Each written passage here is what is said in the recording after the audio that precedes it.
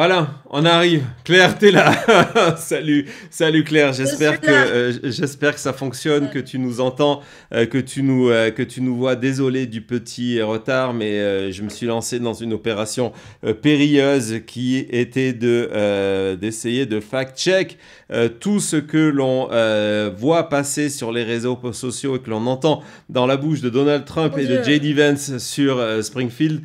Et il y a du boulot, hein. Il y a énormément de boulot. Ouais, ouais. Quel endroit. C'est un endroit très intéressant. C'était très triste comme reportage. Et c'est le genre d'endroit où je pourrais passer, moi, 6 mois pour faire une enquête uniquement sur cette ville, tellement elle est représentative d'une trajectoire de la Rust Belt, de ces villes industrielles des États-Unis qui se sont vidées et qui à nouveau se remplissent un peu aujourd'hui. Mais voilà, c'est très triste. C'est un endroit assez triste. Et l'histoire qui s'y joue en ce moment est tragique. Et aujourd'hui, je trouve ça un peu dur parce qu'en fait, je vois les réactions à mes posts sur les réseaux sociaux. Et je dois dire, pas du tout des gens qui nous écoutent, hein, mais des gens qui sont moins renseignés. Et ils trouvent toujours que l'histoire des chats et des chiens, elle est rigolote, quoi. Et ça me rappelle un peu. Ça me rappelle un peu mon découragement après le 6 janvier, que le fait que les gens aient cru que c'était carnavalesque et marrant. Et parce que ce qui se passe là-bas est pas drôle, c'est vraiment toute une communauté qui souffre beaucoup. Non, non, on est d'accord et c'est pour ça que je voulais vraiment qu'on consacre cette émission à ce sujet-là. Et justement, quand tu viens de parler de ce destin, j'ai essayé un petit peu de le résumer à nos spectateurs avant que tu arrives à notre communauté en leur expliquant donc cette ville qui, comme des tas d'autres villes aux États-Unis, surtout dans cette partie du Rust Belt, et en faisant presque un parallèle avec ce qu'on pourrait parler du nord de la France, qui a vécu donc la crise industrielle. Je montrais l'évolution de la population, par exemple, qui décennie après décennie s'est effondrée. Dans les années 60, on était quasiment à 85 000 et pour arriver à 58 000 au dernier recensement. Donc on le voit qu'il y a eu vraiment une tombée de cette population, les usines qui ont fermé, et puis ce début de renouveau avec les premières usines qui reviennent s'implanter en 2017, et du coup la nécessité de main-d'œuvre. Et qui dit main-d'œuvre, ben, lorsque pour des tas de raisons la main-d'œuvre locale ne peut pas répondre à la demande, on va chercher ailleurs. Donc toi, tu viens de passer plusieurs jours, c'est ça? Oui, bah, une petite semaine, ouais, une petite semaine là-bas. Ouais. Et alors, en effet, ce qui est assez frappant dans la destinée de cette ville, c'est que c'est une ville qui était en train de mourir. Et alors, je ne sais pas si certains ont eu le temps de regarder ce que j'ai posté sur Instagram, mais ce qui est vraiment très, très, très frappant, ce sont toutes ces maisons délabrées et vides. C'est incroyable. Enfin, pourtant, je suis allée hein, dans des villes euh, enfin, qui ont été comme ça, qui ont subi des déclins économiques dans le coin, mais vraiment là c'est très frappant. Mais après j'ai parlé à des gens qui habitaient, par exemple, qui tenaient des stations-service dans le coin, qui me disaient bah, certaines sont habitées hein, en fait. Mais bon, sur beaucoup il y a quand même des panneaux qui disent qu'il est interdit d'entrer, etc. C'est une ville complètement délabrée. Donc c'est une ville qui était, voilà, ce genre de panneau, qui était en train de mourir et qui probablement c'est pas gagné, mais par rapport à d'autres villes du coin comme Youngstown, elle survit grâce aux Haïtiens. Franchement, cette ville ne connaîtrait pas le relatif dynamisme d'aujourd'hui. Il y avait quand même une Michoacana, donc c'est un restaurant mexicain qui était sur le point d'ouvrir, sur un parking. Enfin, il y a quand même un peu de vie économique, quoi. Et c'est grâce à cette population de Haïtiens qui est venue et qui a complètement redynamisé cette ville. Alors évidemment, ça crée beaucoup de jalousie. Parce que évidemment, tout à l'heure j'ai précisé que non seulement c'était des immigrés, la très grande majorité, ce sont en tout cas des immigrés qui sont là de manière aux États-Unis de manière légale. Donc ça veut dire que un, ils payent des Oui, impôts et deux, ce sont des ouais. consommateurs. Donc j'imagine qu'il doit y avoir un Walmart dans le coin qui doit profiter quand d'un coup il y a une augmentation de la population et qui travaille dur et qui gagne sa vie. Ce sont des consommateurs. Donc jusqu'à présent, jusqu'à ce que ça devienne une affaire politique, on le voyait dans les différents témoignages de la plupart des commerçants, mais aussi des responsables de la ville de Springfield, en disant mais non, au contraire, c'était formidable d'avoir cette communauté qui est venue redynamiser une ville qui était vraiment en voie d'extinction. Les photos que l'on voit là des maisons abandonnées, on est loin du centre-ville. C'est où géographiquement? C'est c'est tout petit, Springfield. On est à 5 minutes, 4 minutes en voiture du centre que vous allez voir dans une autre série que j'ai faite après, qui a été très bien refait. Le centre est très joli. Il y a un espace de coworking avec un café. Il y a un gars qui va sourcer son café au Guatemala, qui a du thé en feuilles, en vrac. Et moi qui voyage avec mon thé parce que je bois pas de café. Voilà, donc ça c'est vraiment les. Là, ça c'est un resto de brisket, de viande texane. Et pour le coup, il n'y a que des blancs. Mais en effet, ça a relancé la consommation, comme tu disais, et le Walmart, en effet, ils y vont énormément, et c'est l'une des raisons pour lesquelles ça a été visé par une alerte à la bombe il y a 2 jours, parce qu'il y a beaucoup de consommateurs haïtiens. Et Ouais. alors, en effet, ça a relancé le commerce, etc. Il y a des constructions de projets immobiliers aussi, parce que l'une des associations que je suis allée voir, je disais, je ne comprends pas, on me dit qu'il y a une crise du logement, il y a toutes ces maisons vides, pourquoi est-ce que personne ne se lance dans la rénovation? Et ils m'ont dit, non, ça c'est une manière de raisonner qui est européenne. On essaye d'en parler à la mairie, mais c'est beaucoup trop progressiste comme idée. Ça leur semble très bizarre comme démarche. Mais donc, en effet, ça a relancé l'économie et la consommation, mais ça a créé énormément de tensions.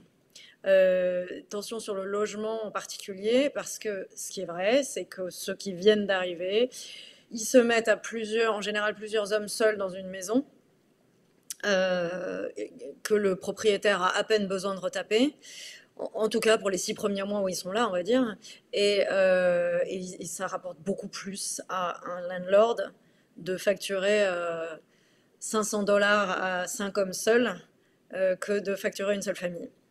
Et donc, des familles locales sont expulsées par des landlords qui disent, bah voilà, je vais me faire beaucoup plus d'argent en mettant 5 Haïtiens. Et c'est vrai, j'ai pas encore posté ces photos-là, vous les verrez plus tard, mais j'ai passé tout l'après-midi d'hier dans le quartier où il y a le plus de familles haïtiennes, pour le coup dans des maisons qui n'ont pas encore été retapées. Et ce que j'ai compris quand certains me disaient, non, non, mais on veut bien nous, mais pas trop la maison, et quand j'en voyais certains rentrer du travail, je comprenais qu'il y avait carrément 5 familles. Et donc voilà, ça crée des tensions. L'autre chose, il y a des tensions raciales, non seulement entre Haïtiens et population blanche, mais, et ça c'est beaucoup plus délicat, entre Haïtiens et Afro-Américains. Les Haïtiens me racontaient ça, que eux, ils arrivent d'Haïti, il faut qu'ils envoient de l'argent à la maison, et donc ils sont toujours demandeurs pour faire les heures supplémentaires à l'usine, etc., pour être payés plus, et que souvent c'est mal vu, quoi.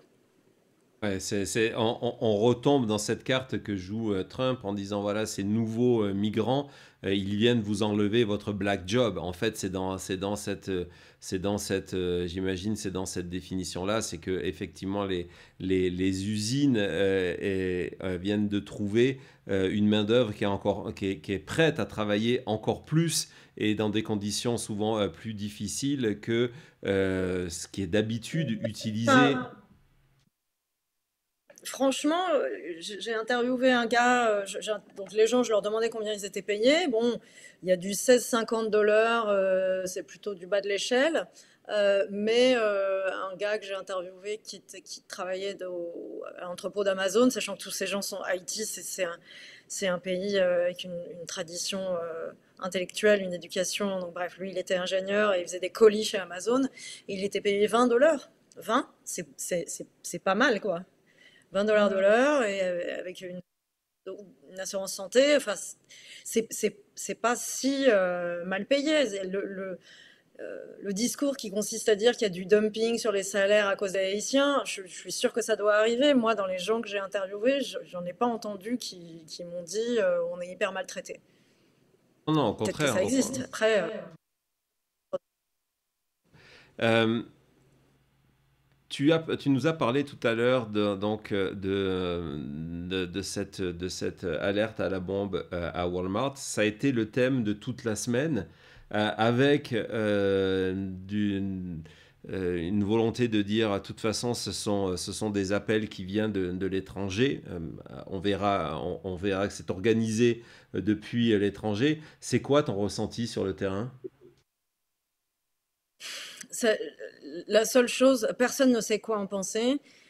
Mais surtout, ce que les gens disent, et ce que je comprends très bien, ils disent qu'ils voient absolument pas ce que ça change. Que ces alertes viennent de Russie ou de leurs voisins, le résultat est le même.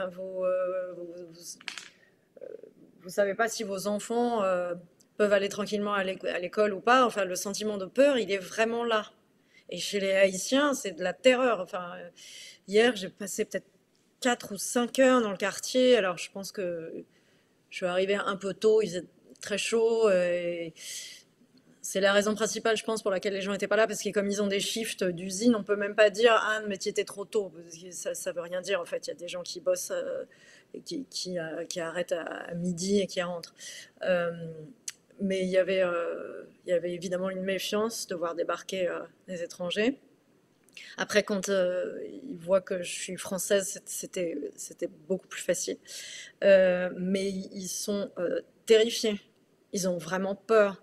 Et quand j'ai commencé à demander est-ce que vous envisagez de partir, il y a une partie qui vous dit bah, je vois pas où, sachant que une grande majorité vivait avant en Floride et la Floride est devenue trop chère, ils étaient à Miami. Donc rebouger, chercher un autre endroit et puis ça veut dire essayer quand même de trouver un endroit où on soit bien, où il y ait d'autres Haïtiens. Ça veut dire New York. New York, c'est cher s'ils ne retournent pas en Floride.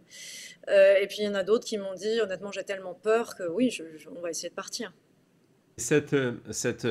Avant de revenir sur la communauté haïtienne et ce phénomène de peur, est-ce que ce phénomène de peur, il est partagé désormais par la communauté blanche? Parce que lorsqu'il y a une alerte à la bombe sur un lycée, par exemple, ou des événements qui sont annulés, ça ne touche pas que la communauté haïtienne. C'est quelque chose qui doit aussi inquiéter la communauté blanche, non?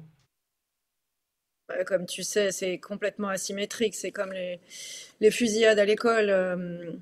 Les républicains vont te dire que le risque est très très faible. Les blancs à qui j'ai parlé, qui m'ont dit qu'ils étaient inquiets, c'était les plus progressistes, quoi. C'était ceux qui étaient à la manif de soutien aux Haïtiens, etc. Ou ceux qui bossent dans des ONG, et voilà, mais les autres. Il y avait une soirée, une réunion organisée par Vivek Ramaswamy. Les gens parlent pas de ça. Et ils parlent de choses qui, par ailleurs, ne sont pas à écarter avec mépris, c'est-à-dire que les consultations à l'hôpital, au lieu de prendre un quart d'heure avec des patients haïtiens, ça prend 45 minutes parce qu'ils ne parlent pas anglais et qu'il faut un traducteur. Euh, voilà. On en a C'est parlé Vas-y. des choses qui existent aussi et c'est des choses sur lesquelles les ONG essayent de travailler, de même que sur la conduite.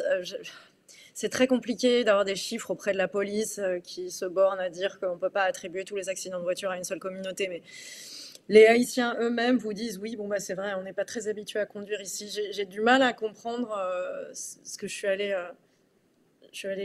au commissariat pour essayer d'avoir des chiffres. Mais évidemment, ils ne vont pas communiquer sur le fait que les accidents soient dus aux Haïtiens plus qu'à d'autres. Mais voilà, même les ONG disent oui, bah, ils ne sont pas très habitués. Et donc le grief euh, avancé par les locaux contre les Haïtiens, par certains locaux contre les Haïtiens, c'est qu'ils causent des accidents de voiture.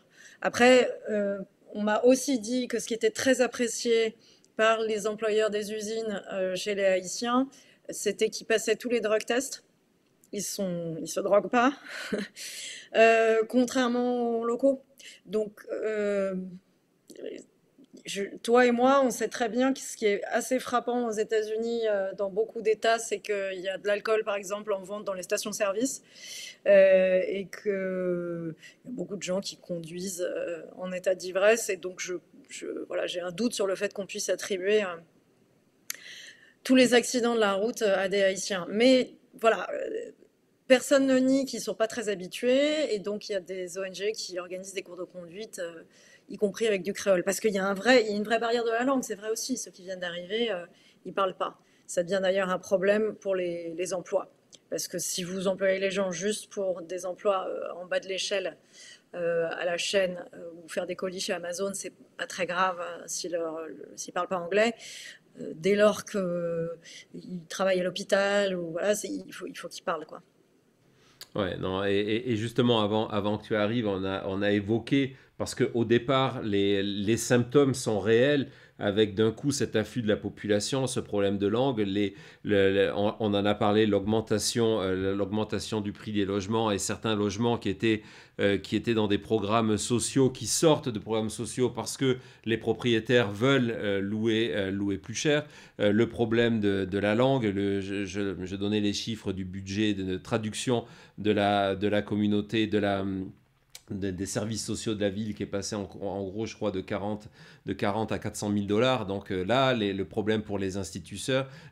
Donc il y a une vraie réponse à donner à ces défis. À ces défis-là. Donc ça c'est clair. Tu es allé à ce meeting de Vivek ou c'était avant que Oui, tu arrives? ouais, ouais, ouais.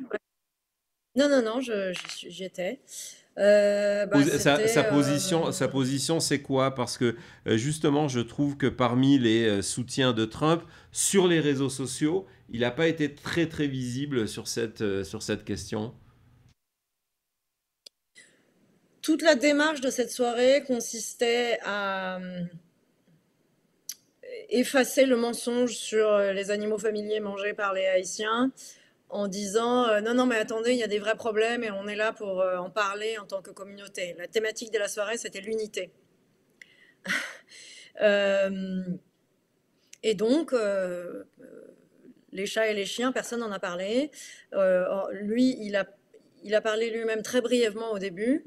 La soirée était animée. Alors, il aurait fallu avoir le temps de creuser, mais la personne qui passait le micro, c'était Tiffany Justice, des Mains sur Liberty, que je suis depuis très longtemps, et qui, à part avoir casé une personne qui en a profité pour parler de l'éducation, ce qui est la marotte des Moms for Liberty, sinon elles n'ont pas vraiment fait avancer leur cause. Mais ce qui est assez intéressant avec l'Ohio, c'est que, comme on s'en souvient, le référendum sur l'avortement n'a pas donné le résultat que les républicains attendaient. Finalement, sur certaines questions, ils ne sont pas aussi conservateurs que ce qu'on pourrait attendre d'un tel État, ou du moins peut-être que le vote des petites villes et des campagnes est largement compensé par Cincinnati, Cleveland.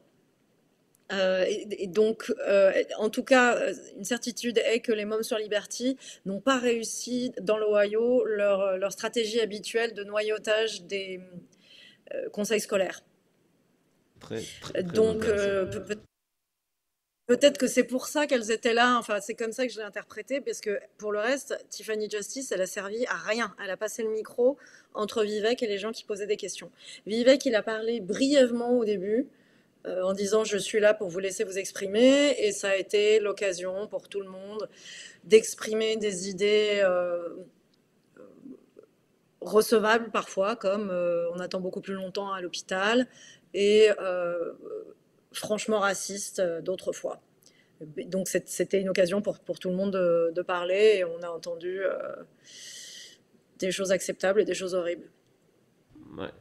En parlant d'horrible, et vraiment après, je veux vraiment qu'on revienne sur la communauté haïtienne. Je sais que tu as rencontré beaucoup de monde, les restaurants, la radio, etc. etc. On va arriver sur ce chapitre-là, mais en parlant d'horrible, euh, tu viens de nous décrire une communauté qui est apeurée, une partie de la population blanche a du mal évidemment à s'adapter à cette situation. Des alertes à la bombe, une partie de la communauté afro-américaine qui est contre cette nouvelle immigration. Dans ce contexte, comment tu peux, si ça se passe, envisager une visite de Donald Trump à Springfield, Ohio, après ce que tu as vu?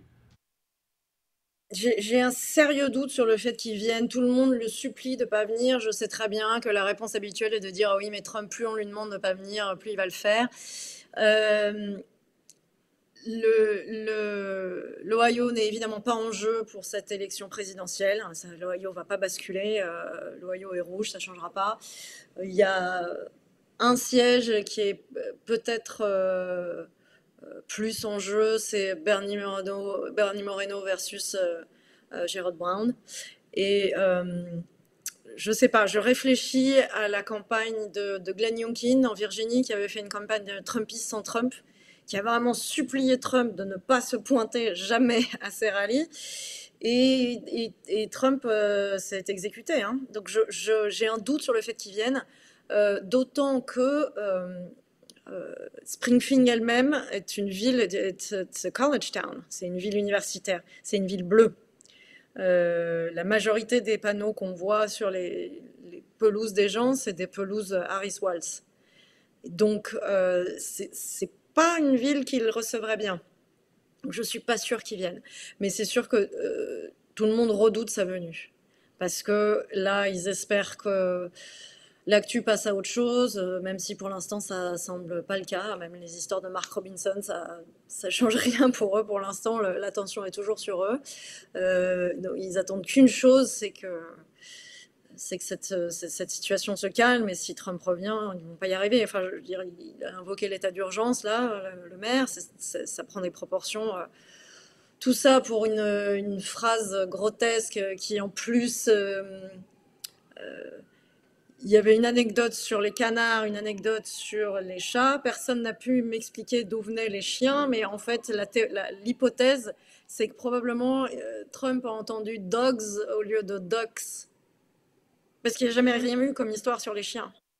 Non, et d'ailleurs, Euh, avant que tu viennes, j'ai essayé de refaire une chronologie des événements et tous les premiers thèmes sont sur Ducks et Cats. Il n'y a jamais de chiens. Les chiens apparaissent dans la bouche de Trump. Il faut savoir aussi que le mot dogs, alors c'est possible qu'il ait mélangé, parce que évidemment, comme je l'ai raconté, il avait prévu de parler de Springfield lors du débat. Dans tous les cas, c'est possible que sous le moment, il ait mélangé Dogs et Dogs. Ça paraît extrêmement possible. Mais aussi, là, j'imagine que tu es au courant, il a une obsession sur le terme de dog qu'il utilise en permanence pour insulter les gens en leur disant qu'ils sont he was afraid like a dog. Donc c'est quelque chose he qui est died présent dans like lui. a dog. A Exactement. boo. Ah, tu connais tes classiques en termes de vidéo. Cette vidéo est excellente. Le montage entre lui et Obama qui annonce la mort de Ben Laden et lui, c'est complètement fou. On va retourner sur du plus sérieux. Ce matin, tu as posté une vidéo De même qu'Abdul, le chef des talibans, le bien connu. Pardon. Exactement, c'était pas lui non plus. C'est du fact-checking. En fait, il n'y a que nous, je crois, il n'y a que nous deux qui comprenons ce qui est en train de se passer. C'est pas grave. On va regarder cette vidéo que tu as postée ce matin en disant voilà, c'est dans Alors, les rues de Springfield. C'est quoi raconte-nous un petit peu cette vidéo, c'est quoi? il faut mettre le son à la fin. Donc, bah, ça, c'est ce gars, comme vous voyez, qui a un café. Là, il est en train de traverser, c'est la cour de la mairie. Hein. Donc, et comme vous voyez, bah, il a ce fusil. Et On puis, n'a alors pas le après, son. Ok. Bon, Tiens, bah, mais on parce n'a que. pas le son de la vidéo, donc vas-y. Bah, bon, là, je lui cours après pour aller lui parler. Euh,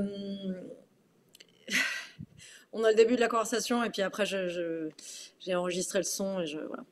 Là, je suis en train de lui courir après. Qu'est-ce qu'il te Avec le, raconte? C'est quoi l'histoire? C'est un État open carry, donc on a le droit de se promener avec des armes.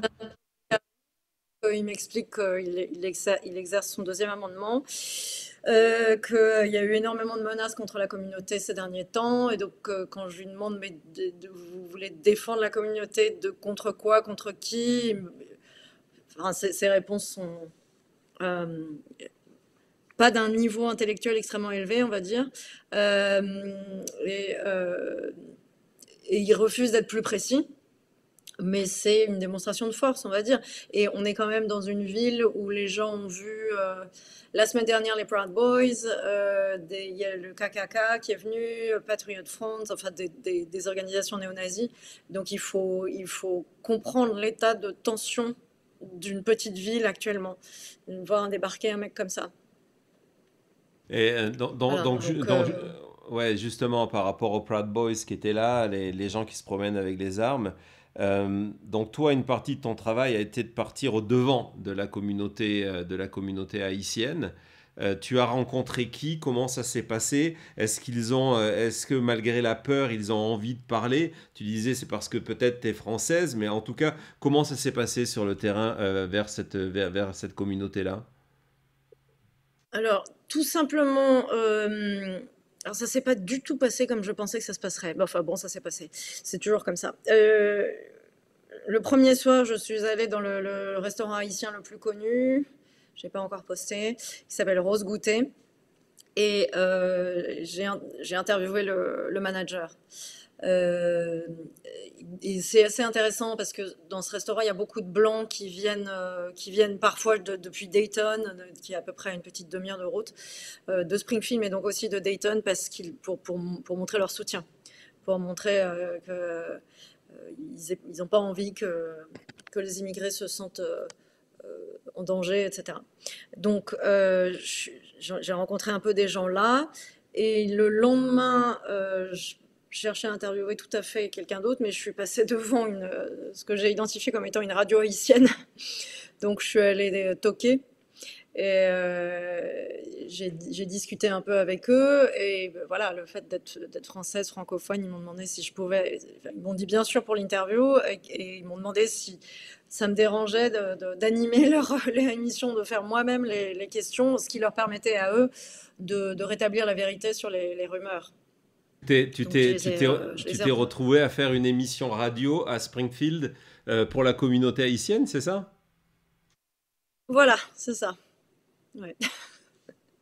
C'était pas tellement prévu. Bah, enfin bon, après tout, voilà, ma ligne de question, c'était pas très compliqué. J'avais pas eu beaucoup de temps de préparer. Bah, enfin voilà, ça s'est fait comme ça.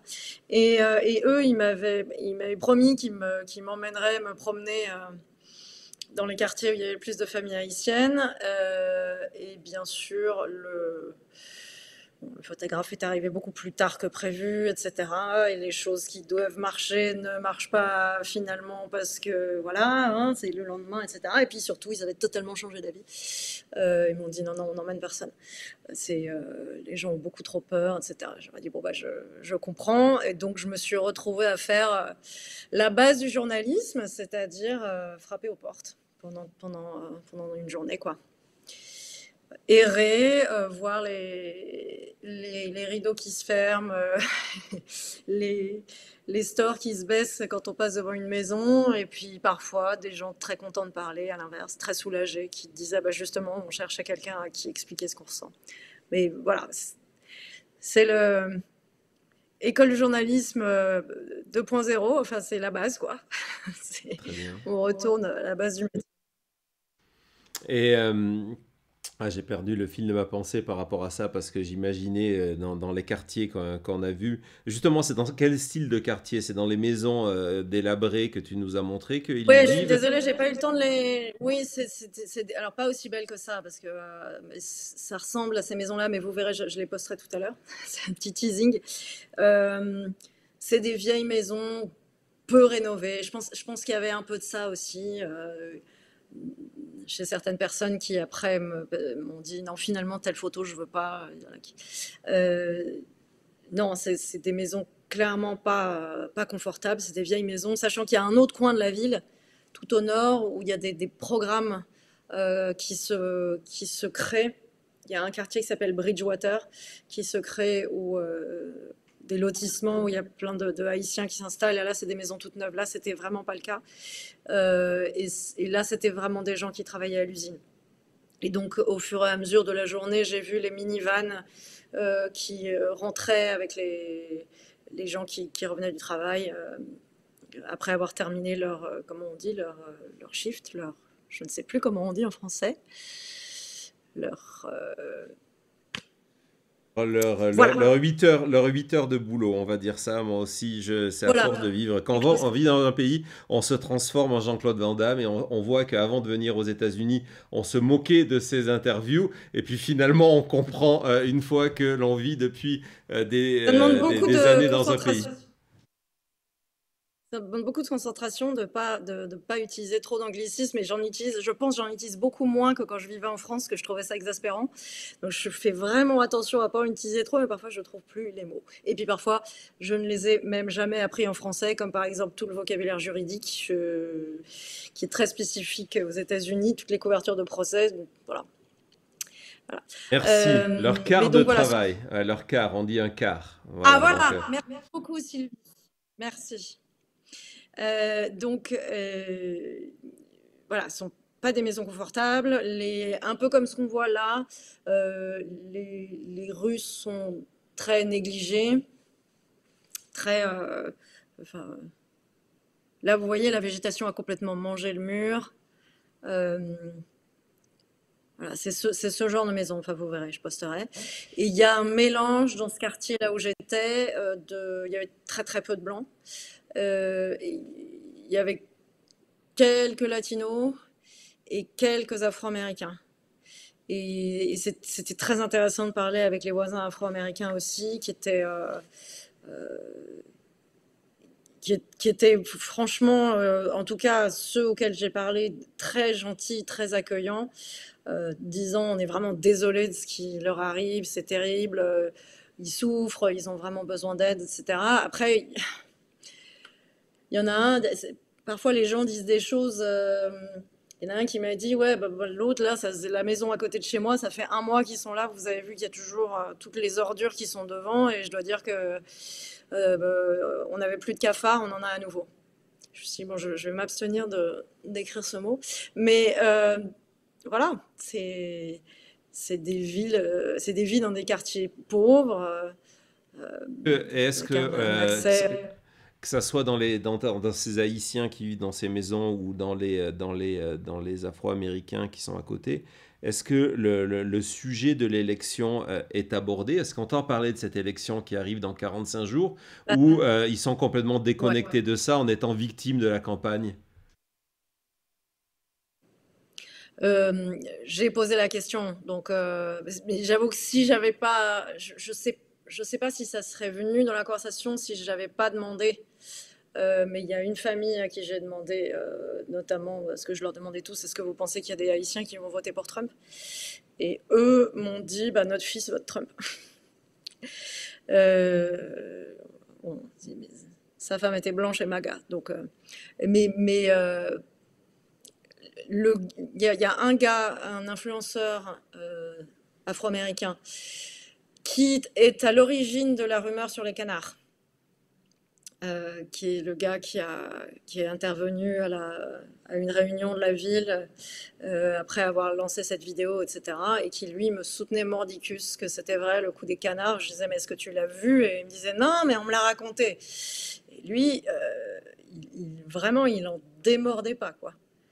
Et lui, quand je lui ai demandé pour qui tu vas voter, il m'a dit, ah, je sais pas. Et donc, enfin, s'il allait voter Kamala Harris, il me l'aurait dit, quoi.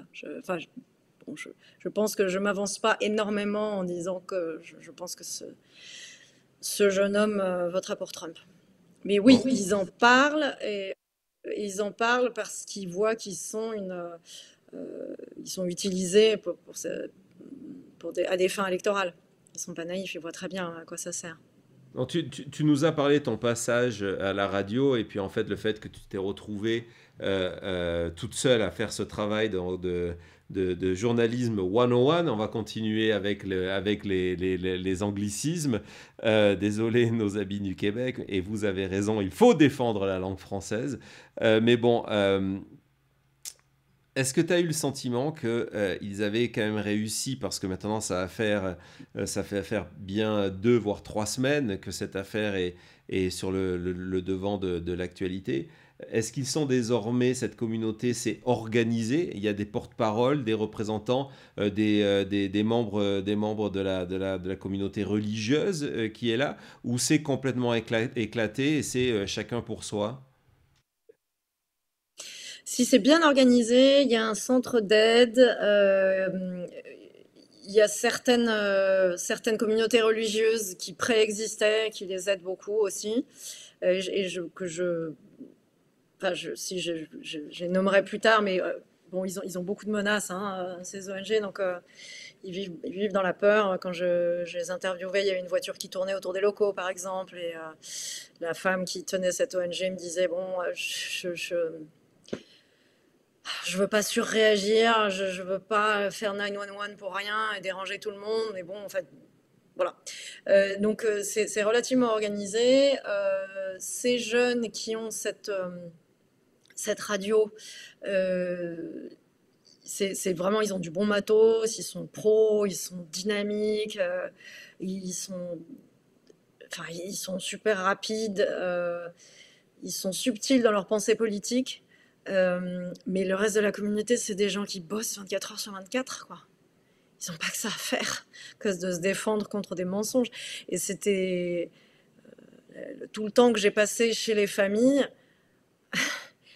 J'avais envie de dire, non mais je sais, en fait, ça sert à rien de commencer par ça, mais ils commençaient tous par me dire, mais vous savez, c'est pas vrai, hein, c'est pas dans la cuisine halicienne, les chats et les chiens, on mange pas ça. Je disais, je sais, oh, ça me brisait le cœur. Je disais, non, je sais, je suis au courant, c'est pas la peine de préciser.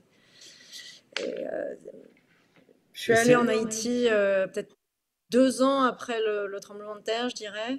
C'était une terre absolument ravagée. C'était encore mais vraiment absolument ravagée. Faut que je vérifie si c'était 2 ans ou 3 ans. Mais vraiment, il y avait encore des camps de réfugiés partout. Enfin, euh, et c'est un endroit vraiment unique, Haïti. Enfin, et notamment cette littérature absolument magique. Très imagée. Enfin, je dis magique parce que ça emprunte aussi parfois au registre de la magie. Il y a toute cette dimension onirique dans la littérature haïtienne. Enfin, c'est vraiment des gens d'un haut niveau. Et parler à certains qui donc maintenant font des colis chez Amazon et qui étaient ingénieurs, qui sont des gens de haut niveau, il faut être courageux quand même.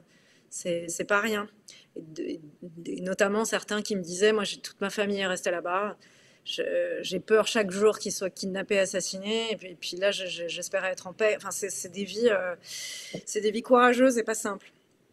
non, Et donc, je comprends que pour eux, le fait que ça soit devenu et je suis coupable d'avoir fait ça puisque j'ai mis cette vidéo de Nadine, qui est cette militante démocrate à DC qui rigolait sur cette chanson. Et c'est vrai qu'en fait, quand on passe pas du temps avec ces gens, c'est compliqué de prendre la dimension. Sacrée Nadine. C'est compliqué de prendre la dimension de ce que ça a signifié pour eux. C'est profondément humiliant. C'est très vexant. Ça les fait passer pour des sauvages. Et ça s'ajoute à toutes les horreurs qu'ils ont déjà vécues dans leur vie, quoi. Il y a quand même beaucoup de gens qu'on interviewe qui ont été victimes de tentatives de kidnapping ou d'assassinat quand ils étaient en Haïti. Ils sont pas venus pour rigoler, quoi. non, c'est chaque fois terrible lorsque on mesure l'impact sur des vies de familles, d'individus, de ce que peut une rumeur sur Internet ou une blague sur Internet peut vraiment avoir. Et c'est fou là ce que tu me disais de gens, c'est la première chose, ils commencent par ça. par se justifier sur le fait en disant mais ça fait même pas partie de notre culture alimentaire, de nos traditions. Vous inquiétez pas, vous n'allez pas manger de chats et de chiens sur nous, c'est complètement fou. Il y avait un autre point intéressant lorsqu'on on s'est parlé cette semaine, c'est que lorsqu'on entend, évidemment, c'est un raccourci, ça fait partie des mensonges dits par Vance et par Trump, on a l'impression que cette communauté est arrivée dans les 3-4 derniers mois, que c'était donc une décision de Biden, voire maintenant c'est devenu Kamala Harris. Et donc toi, tu m'as dit non, mais en fait, il y a des gens qui sont installés depuis un petit moment. Ouais, alors dans ceux que j'ai interviewés, Springfield, je dirais depuis 2017 à peu près. Et c'est aussi ce que me disaient les ONG qui tentent de les aider, avec une particularité, et ils disent que euh, cette femme me disait ça avec beaucoup de pudeur, en disant qu'elle avait beaucoup d'Afro-Américains qui se plaignaient qu'ils s'occupaient trop des Haïtiens. Ils ont dû changer leur service pour proposer ce qu'ils appellent une clinique juridique, legal clinic, pour proposer des services d'avocats, parce qu'ils ont droit au TPS, donc, qui leur donne le droit de travailler absolument légalement, qui existe depuis une loi de 1990, donc c'est Bush. Et donc ils travaillent absolument légalement. Voilà. Et simplement, il faut faire quelques démarches pour être sûr d'avoir cette espèce de permis de travailler que les entreprises demandent, etc. Donc, les ONG disaient elles ont dû développer cette compétence, mais qu'en revanche, ils demandent très peu de vêtements et d'aliments et d'aide concrète. Ils veulent travailler, quoi. Et après, ils veulent se débrouiller. Ils disent que ça crée des tensions. Bref, et donc tout ça pour dire que depuis à peu près 2017 à Springfield, sachant que très souvent, quand je demandais aux gens leur parcours, il y en a un sur qui je suis tombée, qui était le plus terrifié d'ailleurs, qui voulait pas me donner son nom de famille, etc. Et lui, il était arrivé il y a 2-3 mois, il parlait très peu, il parlait pas du tout anglais, il parlait un peu français. Mais sinon, j'ai aussi parlé à beaucoup de gens qui sont aux États-Unis depuis 20 ans, 25 ans, mais qui étaient à Miami avant. Ouais, Et puis Miami est exactement. devenu beaucoup trop cher.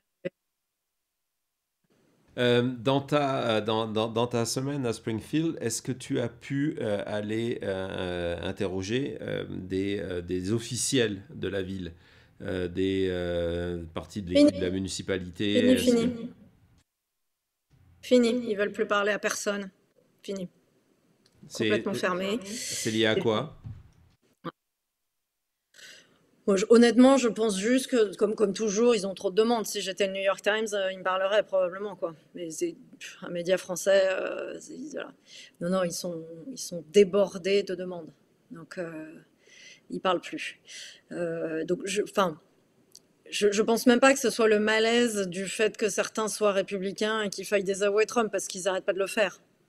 Ils n'arrêtent pas de dire ça nous aide pas, quoi. C'est juste que je pense qu'il y a eu trop de demandes. D'ailleurs, on a vu la conférence de presse avec le gouverneur, qui est un gouverneur républicain, qui était même gêné parce que il n'ose pas aller jusqu'au bout de sa pensée. On lui demande, mais est-ce que vous l'avez appelé directement? On sent qu'il n'ose pas aller là, mais qu'en gros, il envoie tous les signaux possibles. Il a fait un éditorial dans le New York Times il y a 2 jours, justement, en disant, voilà, Springfield, ce n'est pas ce qu'on vous raconte. Il ne dit pas ce que Trump vous raconte, mais on en est presque là. Bon, écoute, Claire, Mais alors, vas-y, vas-y, je t'en parenthèse, prie. oui, parenthèse sur Devine, je l'ai interviewé à la RNC parce que j'ai une petite obsession sur l'Ohio parce que j'ai passé du temps à East Palestine après l'accident de train.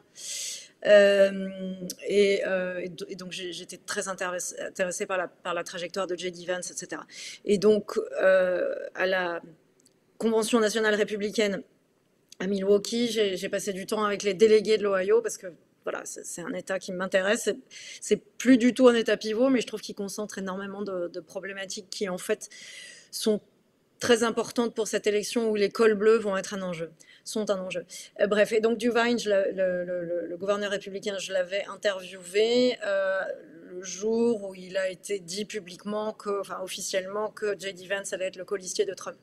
Et c'était le moment, au tout début de la convention, on avait des licornes et des papillons et des cœurs et des voilà, disant que tout le monde s'aimait et qu'il fallait arrêter de dire des choses méchantes parce que c'était pas bien d'être méchant, et que Donald Trump lui-même avait été transformé par cette tentative d'assassinat et qui était devenu gentil comme tout. Et J.D. Vance venait de tweeter que c'était à cause de la rhétorique démocrate que Trump avait été victime de cette tentative d'assassinat, et le tweet était loin d'être un appel à l'apaisement. Et donc j'avais interviewé Mike DeWine sur ça. Je lui avais dit, mais je comprends très bien cette volonté d'apaisement, c'est parfaitement louable. Qu'est-ce que vous pensez du tweet de Vance? Et ça a pris 3 questions, je pense, pour qu'il me réponde. C'est-à-dire qu'il m'a dit, non, mais le FBI va faire son boulot, ils sont très bons, hein, à leur boulot, ils vont trouver le gars. J'ai dit, non, mais d'accord, mais le tweet de Vance. Non, mais c'est difficile. Si ça se trouve, c'était pas politique, on sait pas pour cette tentative d'assassinat. J'ai dit, non, mais d'accord, mais le tweet de Vance. Et il avait fini par me dire, oh, ouais, c'était pas son tweet le plus heureux. J'aurais probablement pas écrit ce qu'il a écrit. Duvine, il représente le Parti républicain avant Trump. Il est pas MAGA. C'est un républicain à l'ancienne, un rhino, quoi.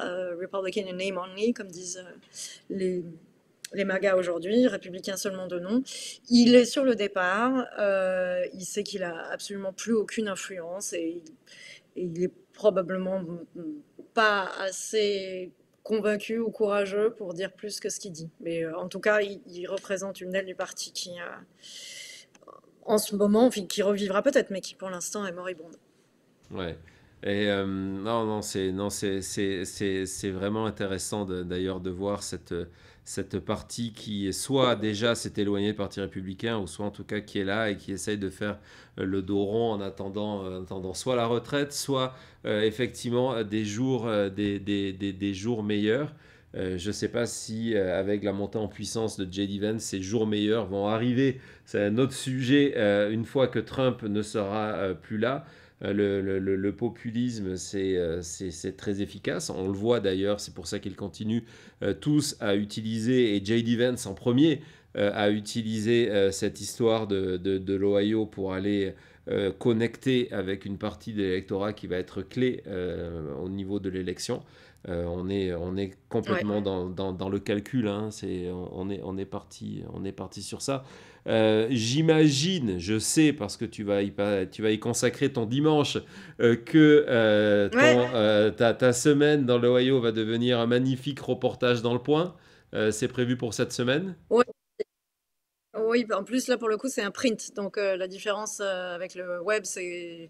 Voilà, cette fois-ci, ça paraît dans le papier. Avec des photos d'un photographe, parce que dans ces cas-là, c'est pas moi qui fais les photos. Et c'est des papiers qui sont construits très différemment, mais qui sont forcément. J'essaye de faire en sorte qu'ils soient un peu plus visuels, un peu plus mis en scène. Donc, voilà, ça paraît dans le point de jeudi. Voilà, donc tout le monde là, merci d'être venu nous en parler avant la sortie du papier. Et deux, vraiment, jeudi, on vous le rappellera, jeudi, précipitez-vous d'acheter le dernier numéro du Point, où il y aura donc le reportage, l'intégralité du reportage de Claire à Springfield. Euh, Tu penses que cette affaire va disparaître je vais terminer sur ça. Cette affaire va disparaître de thème de campagne, ou c'est quelque chose que Trump va jouer jusqu'au 5 novembre? Réellement, quand j'étais à Morgantown, en Pennsylvanie, la semaine dernière, c'était quand la semaine dernière? Ouais, c'est les moments où je sais plus très bien où j'étais. Tout le monde, le sujet numéro un, c'est l'immigration. Les électeurs républicains, ils parlent de l'immigration avant même de parler de l'économie. Donc, c'est juste une façon pour Trump de placer la crise migratoire loin de la frontière et dans une ville qui ne soit pas celle dont on a parlé avant, Denver, Colorado, etc., ou New York, ou d'ici, où il ne va pas gagner des électeurs. Mais parler aux gens d'une crise migratoire qui se joue dans la Rust Belt, c'est toujours utile. Après, le cycle de l'actu est tellement rapide que je vois mal comment ça survivrait. Mais il y a une telle tension dans la ville. Le photographe, hier, on marchait dans la rue, il me disait, tu as parfois ce sentiment que si ça se trouve, on est à la veille d'un truc terrible qui peut arriver, et tu sens ce truc dans l'air. Je disais, ben ouais, bon, ben, j'espère que non, mais quand vous avez une ville qui attire des membres du KKK avec des commerçants locaux qui vous expliquent comment ils ont appris à les reconnaître, et un mec qui se balade avec un shotgun dans le dos, et des blogueurs d'extrême droite partout, je leur souhaite que ça retombe, vraiment. Mais voilà, je leur souhaite que ça retombe. Mais je ne sais pas si ça va être le cas tout de suite, quoi. Ben, J'espère qu'il ne va rien se passer. il y aura un reportage intéressant à faire, c'est après la campagne, lorsque plus personne s'intéressera à cette ville en termes politiques, et de voir comment justement ben, elle va continuer, à mon avis, à gérer les conséquences, et comment on se relève, si on réussit à se relever en termes de ville, qu'il y ait un incident ou pas. Rien que ce qui vient de se passer depuis 15 jours, ça va être extrêmement difficile pour cette communauté à reprendre une vie commune, et à reprendre une marche en avant. Ouais, absolument. Vraiment, je leur souhaite, parce que la communauté haïtienne, c'est vraiment des gens qui peuvent tellement apporter en plus. Donc, je souhaite que ça fonctionne. Et voilà, ouais, on peut toujours rêver. Voilà. Bon, on va te laisser un petit peu trop poser parce que tu es rentré à d'ici il y a quelques heures, et deux, te remettre rapidement au travail pour préparer ton article qu'on ira tous découvrir jeudi, et puis on se retrouvera la semaine prochaine pour une nouvelle aventure de notre Tintin à nous, de Claire, sur la campagne On ne sait américaine. pas encore où. Tu ne sais pas encore où, c'est ce que j'allais te demander. Non, non, voilà, là, il y a quand même au moins deux États qui se détachent. C'est évidemment la Caroline du Nord, chère à ton cœur, et la Géorgie quand même, hein. Il y a quand Ouais, même un gros enjeu Géorgie là. Donc, et j'ai vu que j'ai regardé un petit peu le programme de nos élus, et entre autres, je venais de voir celui de J.D. Vance, qui sera en Géorgie, en Caroline du Nord, la semaine prochaine, lundi à Charlotte et jeudi à Macon, dans Géorgie. Donc voilà, c'est vraiment. Et je sais que la Caroline du Nord, la petite blague, c'est qu'on s'échange avec Claire, et je lui dis il faut aller en Caroline du Nord, il faut aller en Caroline du Nord, parce que c'est tout, ça va changer tout, ça peut tout changer en tout cas. Macon, Géorgie, c'est là où j'ai interviewé pour la première fois Marjorie Taylor Greene en octobre 2020, je dirais. Sur un parking, il y avait peut-être 40 personnes pour la voir. C'était avant son élection, enfin, elle était en campagne. Et c'était. Ils m'avaient tous dit non, mais c'est parce que c'est la période de récolte des cacahuètes. C'est pour ça qu'il n'y a pas grand monde. Mais les gens disaient, elle a des bottes. Ça se voit qu'elle est de la Géorgie du Nord. Elle n'est pas d'ici, elle. C'est une transplant. Voilà. Mais T'as eu de la chance de le elle a faire à bougé. l'époque, parce que apparemment elle ne répond plus aux médias étrangers maintenant, hein. Non, d'ailleurs, ça s'était pas très très bien passé, hein, je t'avoue. Ça, mais elle m'avait dit, well, you just gotta talk to my press service. Et j'avais dit non, mais j'ai appelé genre 20 fois, j'ai envoyé 20 mails, et je suis là sur un fucking parking de Macon, Georgie, quoi. Et, et, euh, et elle m'avait dit bon, d'accord. Et donc je lui avais dit, vous parlez beaucoup de communisme et de socialisme, est-ce que vous voyez une différence entre les deux ou pas? Ah, of course. Bref, c'était pas une interview qui a marqué l'histoire de l'interview, on va dire. Bref. Mais Bon, bonne soirée. si je peux me permettre, Claire, tu l'as fait super bien, hein. Bravo, Ah, tu j'ai vois, beaucoup. si jamais un jour tu veux prendre du recul sur ta carrière, au point, et ton immense carrière à Maintenant Média, il y a peut-être quelque chose pour toi là, c'est énorme. Écoute, après, je l'ai pas mal vu au Capitole. C'est ça qui est marrant quand on fait les deux, c'est de voir le contraste entre les gens sur le terrain et après dans les croisades. À mon avis, c'est très complémentaire. Voilà. Bon, En fait, finalement, je la vois assez souvent. Voilà. Bon, et ben, bonne soirée à tout le monde.